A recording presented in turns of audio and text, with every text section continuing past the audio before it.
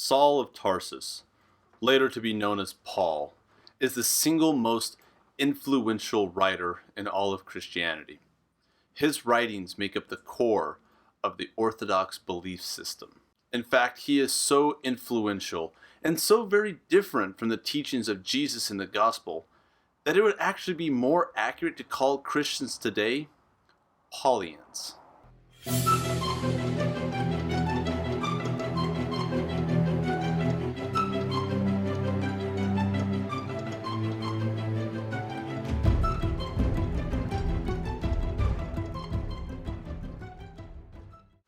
The writings of Paul, called the epistles, make up nearly a third of the entire New Testament. They are also the earliest canonical writings and are often quoted by apologists.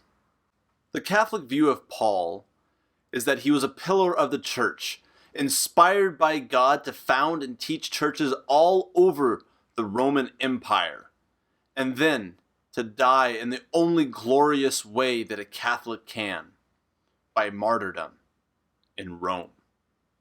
It is a tradition that Paul, who was a Roman citizen, had his head cut off, and his decollated skull bounced 3 times, and each time that it bounced on the cobblestone, a fountain bubbled forth. You can go and see this today near the site of his execution. There is a basilica built there. There is even a tomb with the inscriptions Paul, Apostle, Martyr, inscribed into the stone, though officials are loath to open it up and actually verify if it is indeed him. But what do we really know of Paul, the man? Who was he? What was his character?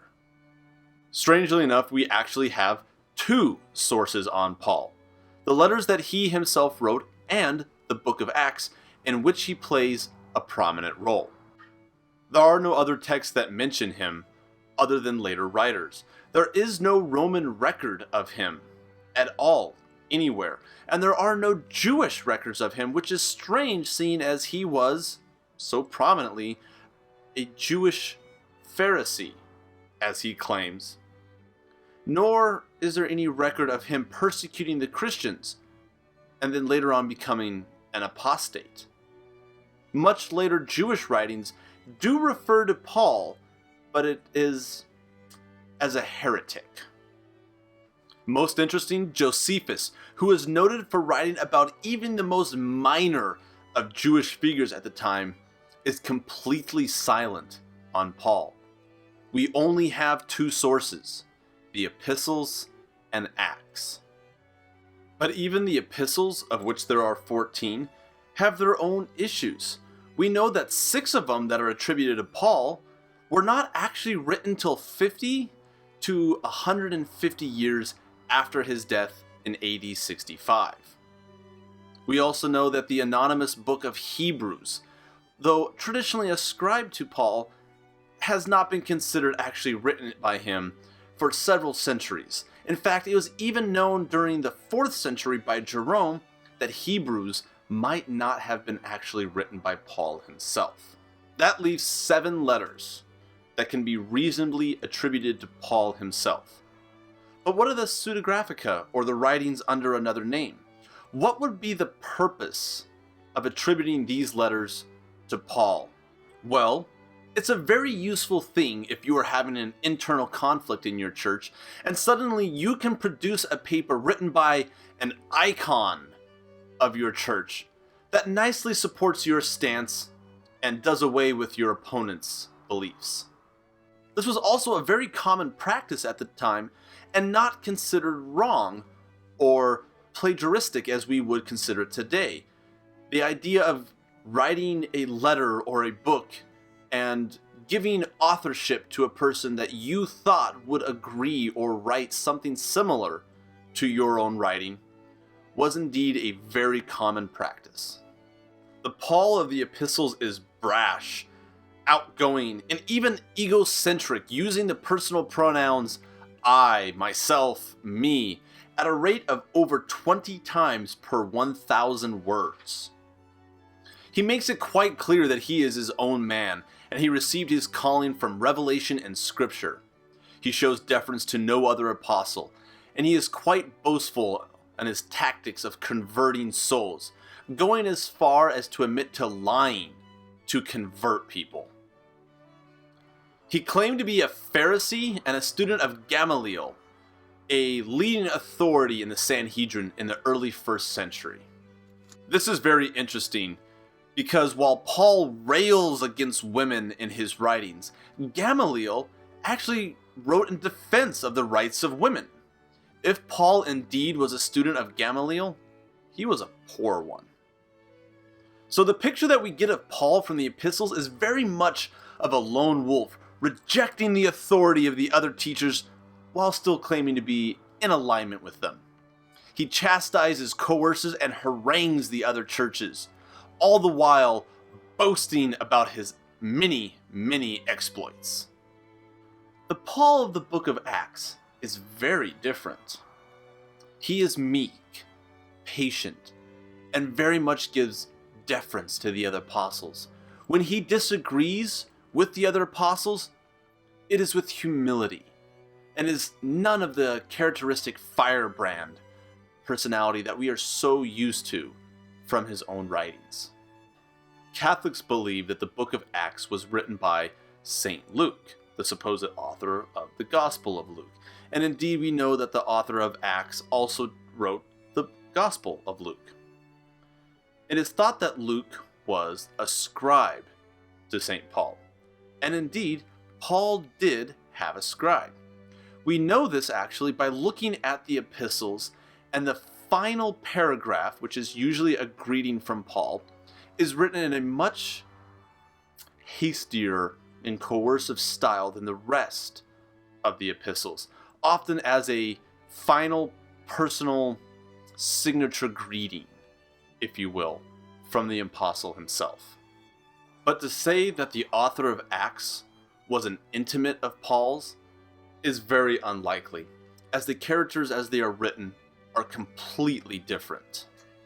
There actually is a Luke mentioned in Paul's letter to Philemon, but it is as a fellow worker, not as an intimate, much like Onesimus is mentioned in that same letter. So what to infer from this? Well, it is highly unlikely that the author of Acts even knew Paul. The most generous dating that we have puts Acts at AD 80 or 90, though some scholars date it as far as AD 115, a full 50 years after the death of Paul in AD 65.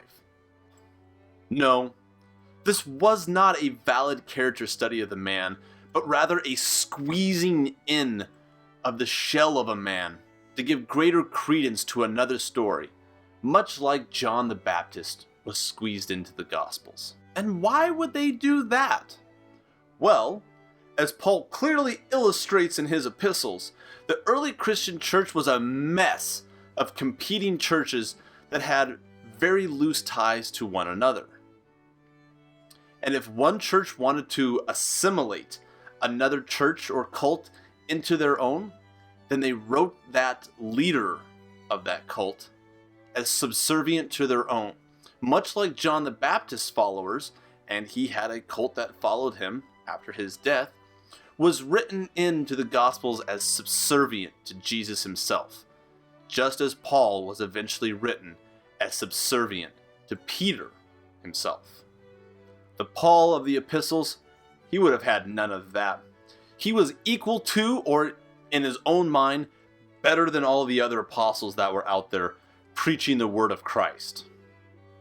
It is interesting to note that some scholars out there are led to believe that Paul was completely unaware of an earthly Jesus. Indeed, he never mentions the word disciples, instead saying that he and the other apostles received their calling entirely from revelation and scripture. This was a very common practice of religions at the time, with many mystery religions having esoteric readings of the scriptures popping up all over the place in Asia Minor.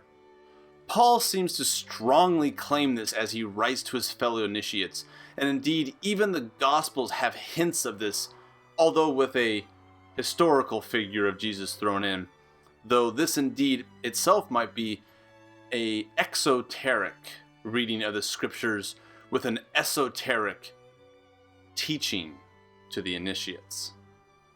Paul wrote up until a few years before his death in AD 65, as it is commonly thought when he died, though the date and place itself are not actually known. What is known is his influence his writings had on the world today. Without Paul, Christianity today might look something entirely different.